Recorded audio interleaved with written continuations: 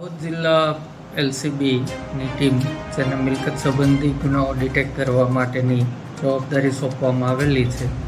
આ ટીમ દ્વારા human intelligence અને અગાઉ બનેલા ગુનાઓનું ટેકનિકલ એનાલિસિસ કરતા જેમાંથી શંકાસ્પદ અમુક નંબરો મળેલા અને અમુક વ્યક્તિઓ જણાઈ આવતા આ શંકાસ્પદ ઈસમોની ધરપકડ કરતા અને એમની ઘનિષ્ઠ પૂછપરછ કરતા આશરે 13 જેટલી ઘરફોડ ચોરીઓનો ગુનાનો ભેદ ઉકેલાયો છે અને 7 લાખથી વધારે રકમનો મુદ્દામાલ કબજે કરવામાં આવ્યો છે.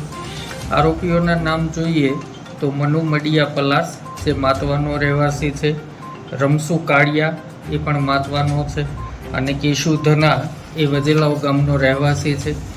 જે ગુનાઓ ડિટેક્ટ થયા છે એમાં લીમખેડામાં જે બનાવ બન્યો હતો કે રોડ અકસ્માતમાં એક જ પરિવારના 5 વ્યક્તિઓ રાજસ્થાનમાં મરણ ગયેલા અને એમની રાજસ્થાન અંતિમ વિધિ ચાલતી હતી એ દરમિયાન જે ઘરફોડ ચોરી થઈ હતી એ ઘરફોડ ચોરી, લીમખેડાની બીજી એક ઘરફોડ ચોરી, પંચમહાલ જિલ્લાની 3 ઘરફોડ ચોરી, દાહોદ રૂરલ, રણધીકપુર,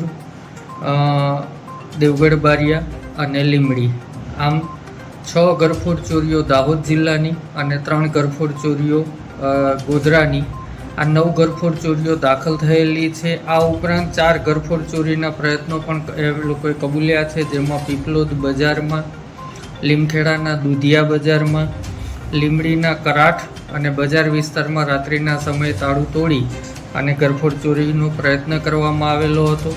આરોપીના ગુનાહિત ઇતિહાસની વાત કરીએ તો મનુ મડિયા પલાસ જે છે એ અગાઉ 7 ગુનામાં પકડાયેલો હતો. એણે છેલ્લો કરેલો ગુનો 2019માં દાખલ થયેલો હતો.